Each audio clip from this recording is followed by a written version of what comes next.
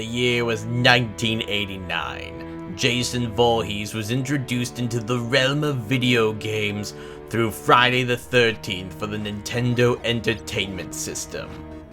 It really sucked. Since then, the spirit of Jason was trying to find at least someone who at least mildly enjoyed his game. Luckily, he found a loser who actually liked the game, going as far to call it an incredibly tough but fun cult classic, with some noticeable issues. For that, Jason wound up possessing this loser through an NES glove. Don't ask us how this works. Jason once possessed people by French kissing them, and Jason goes to hell. The rules went out the window in that movie. Anyways, Jason has now teamed up with the loser to find more movie-based video games. Why he's doing that instead of trying to kill people is far beyond me, but this is the story, and we are sticking to it.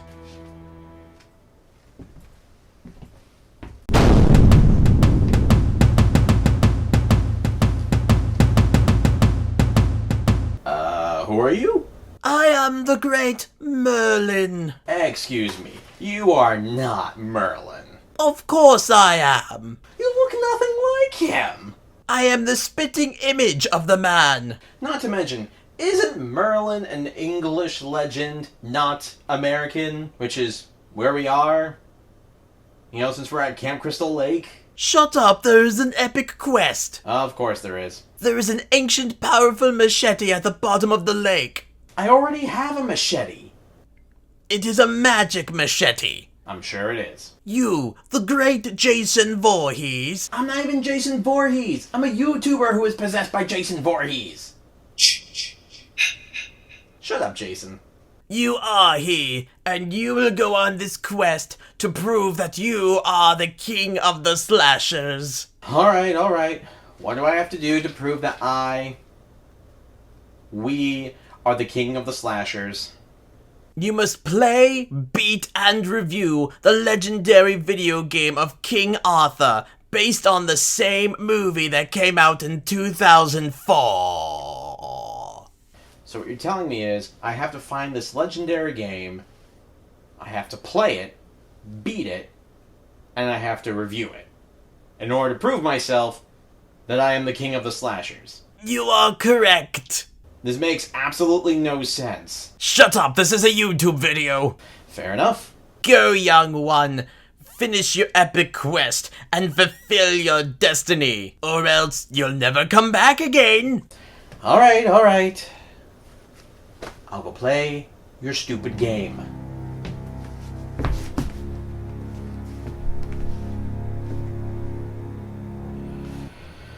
I guess this is it.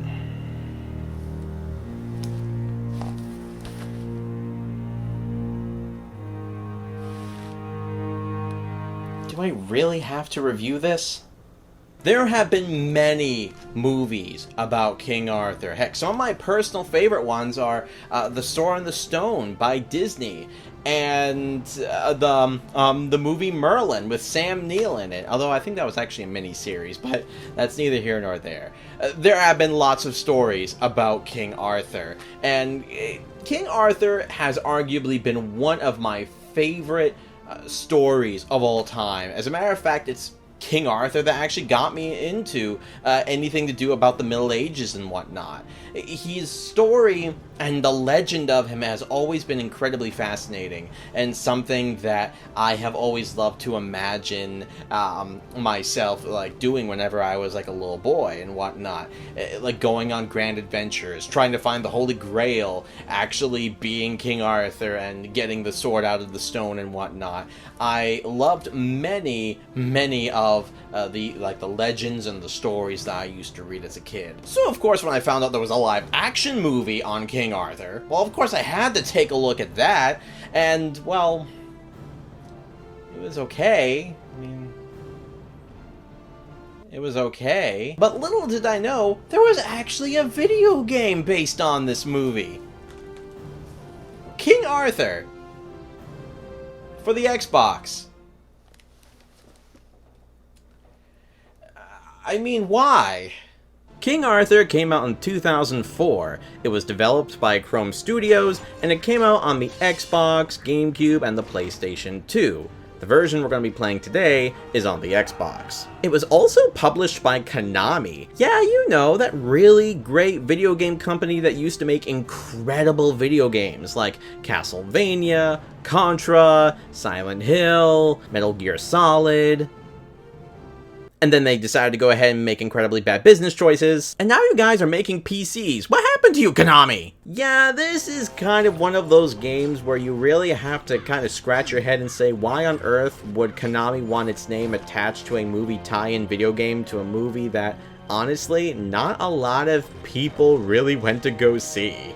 Now, I will admit, I played this game a lot when I was a kid, and as a matter of fact, when I actually opened up the case, I had no idea that the receipt for the game was still in here, and I bought this game many years ago, back when Electronic Boutique was still a thing. The receipt still says Electronic Boutique on it.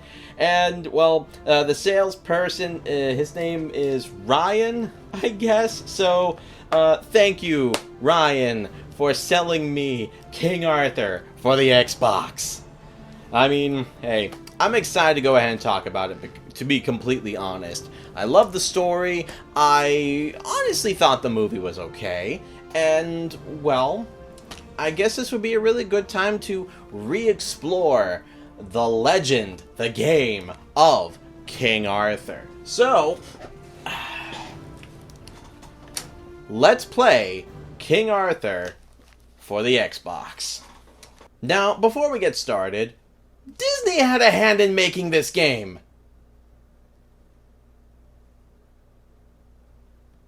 Oh, so this is the live-action version of The Sword in the Stone.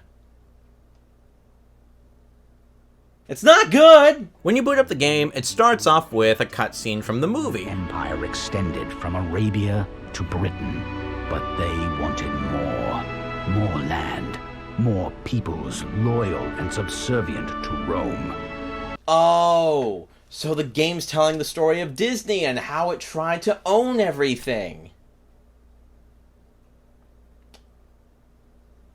Sounds about right. Basically, introducing you to the story, what it's all about. A lot of movie-based video games honestly did this back in the day. I mean, it was to really show that, you know, you're literally playing the movie. You're experiencing the movie. You got cutscenes, you got characters that look almost exactly like, oh my god! That looks nothing like Clive Owen or Ian Grufford. What's funny is that there's actually behind the scenes videos that you can unlock within the game talking about the making of the game. And it's really funny that they're talking about trying to make hyper-realistic images that are based off of the movie. We're using all photorealistic images, so we're trying to replicate the movie exactly as it's seen in the cinema. To quote a wrestling meme... Are you sure about that? Yeah, I know this is for the Xbox, PlayStation 2 era, and I understand that graphics were not as good as they are today, or heck, even around the PlayStation 3 era. But still, you could arguably at least try to make the characters look a little bit more like the actual actors. Alright, I don't want to get too hung up on the graphics, so let's get on with the gameplay. There are 6 levels overall, with a whole bunch of stages in each level. You start each stage by being able to select one of 2 characters who are, well, characters from the movie, and you basically just go through the level and mow down a whole bunch of enemies. Very simple. If you're playing on the Xbox, A is your fast attack, B is your medium attack, and Y is your heavy attack. Mostly good for taking out enemy shields, while X is the block button. If you're playing with an original Xbox controller, the black button... Yeah, remember the placement of these buttons right here? Very weird. The black button toggles your weapons, so you can either use your sword or your bow. The white button is basically just your finishing move. The right trigger is to lock onto enemies, and the left trigger is each character's signature move, which is basically just them going into a full-on rage mode whenever you go ahead and fill up the bar after killing a bunch of enemies. If you have a sword, you basically just go into this rage mode, which lasts for 2 seconds, and if you have a bow, you just fire a bunch of arrows that one-shot all the enemies. There are also some levels where you're able to fight on horseback, which honestly I find really cool. All the buttons are relatively the same, except this time the Y button is a front kick from the horse, and the B button is a back kick. Which, to be honest, I love doing the back kick, simply because the enemies wind up flying whenever they try to sneak up on you. Which this does lead to one thing I really love about this game, and that's the ragdoll effects. I mean, ragdoll effects were honestly kind of relatively new around this time period, so it was actually very impressive to, like when you killed a guy or something like that, and then all of a sudden their body would literally fall over, well, in a realistic manner, or they would just go flying off, or they would just like roll down a hill or something like that. It was very impressive, at least around this time, since it was new. There's this one level where the enemies surround you on both sides while you're on a log with your partner, and basically you wind up just like killing them all and they fly off the log, and it's really satisfying just seeing them flail off. The level design is honestly very simple.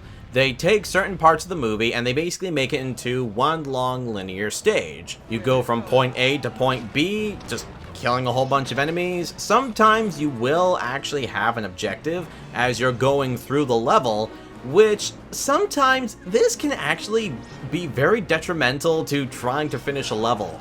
There are times when you have to kill a certain amount of enemies, and as you're going along, you might accidentally miss one of them as you're going through the level, and then you have to backtrack and try to find that guy again. There are also some levels which are based off of the movie that I think the game developers go a little bit overboard with just trying to expand on, well, more gameplay. There's this one level when you're trying to save these people from this corrupt Christian dude, and in the movie, it's very simple. You simply go into this room and you save them, leave, and then, well, you leave the premises with the family and everything. In the game, it turns into this huge, big, giant, unnecessary battle where buildings are literally on fire.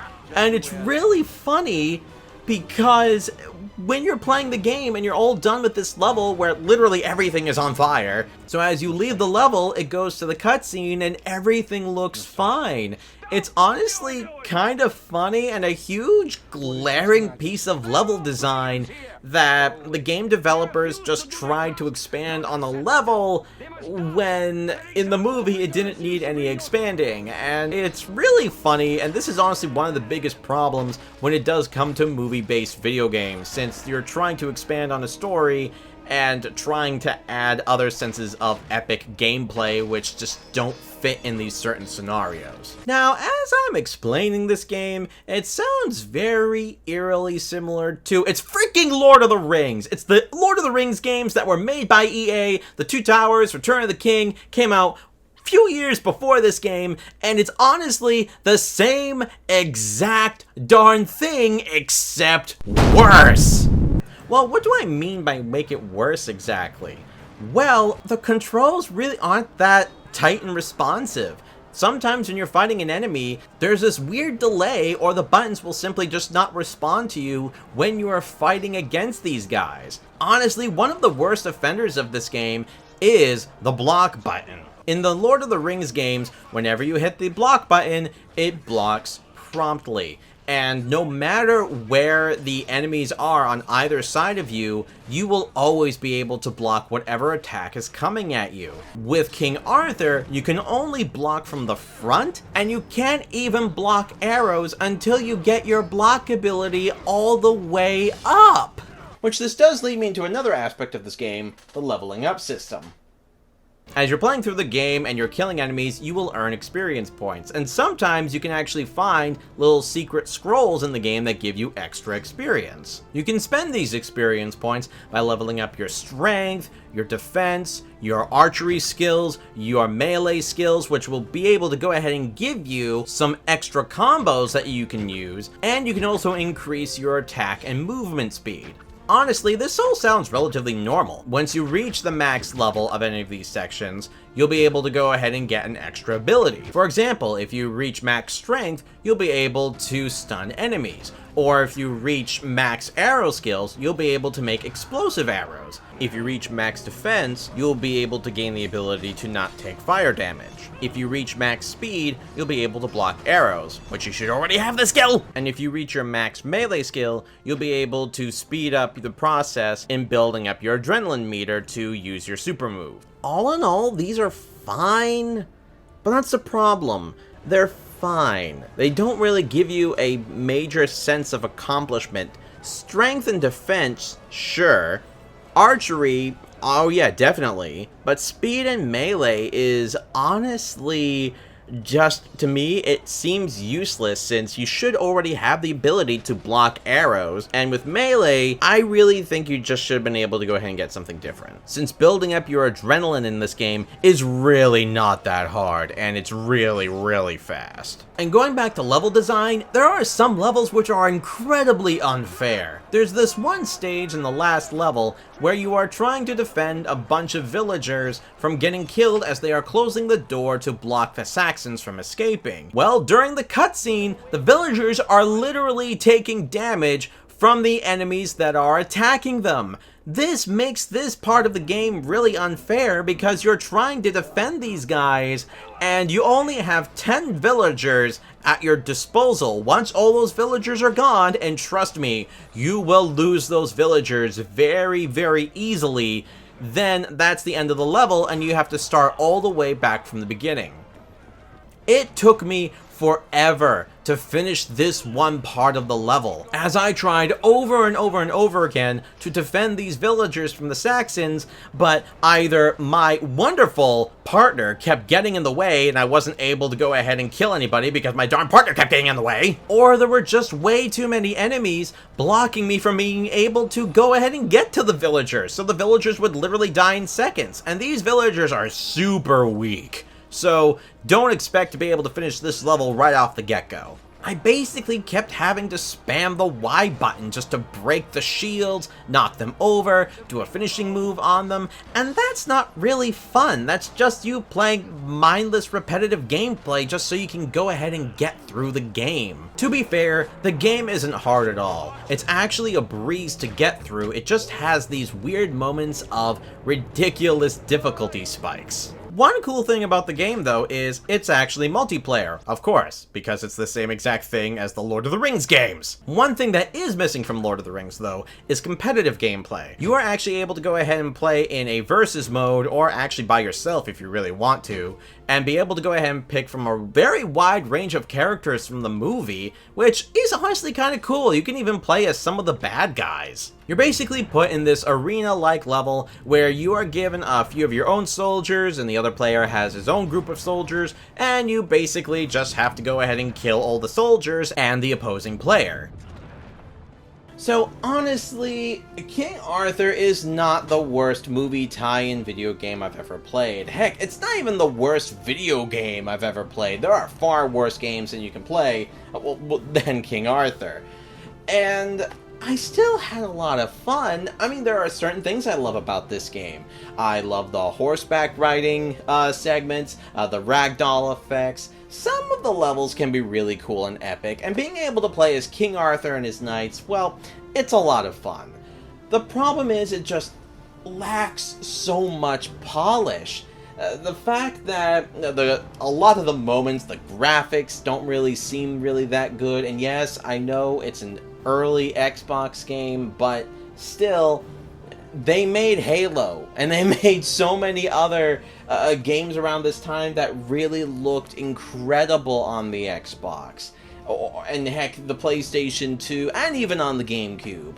I really don't think there was really any excuse for how ugly this game looked. And then, not to mention, just the whole lack of abilities that you can get, and the fact that some of them are locked to you that are, at least in my opinion, kind of necessary to really beat some of the levels and whatnot.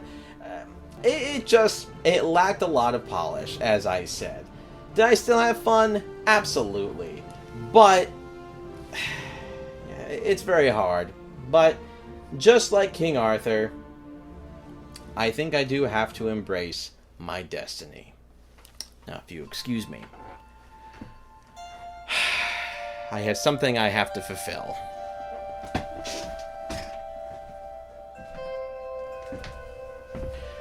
I have finished your game, sea witch! Now deliver unto me what is rightfully mine.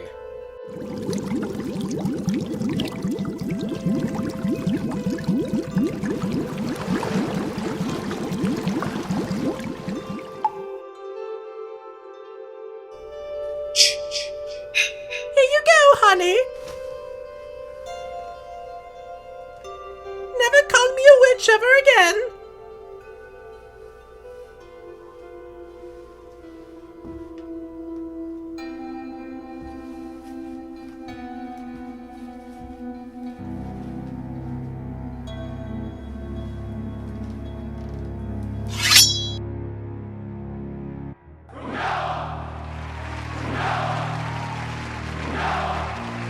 And so it was. Jason Voorhees embraced his title as King of the Slashers, even though beating a video game had nothing to do with becoming a slasher villain. He still embraced it anyway, and ruled over his kingdom with justice and goodness. And by justice and goodness, I mean he killed everyone.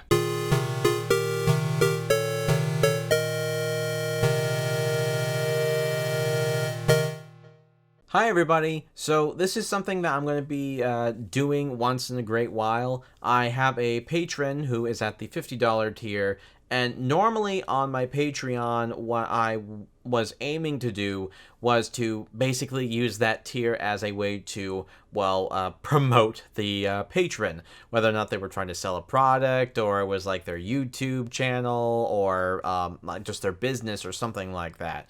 But it was actually at the request of the patron, since they don't actually have a business or anything, for me to actually promote a charity.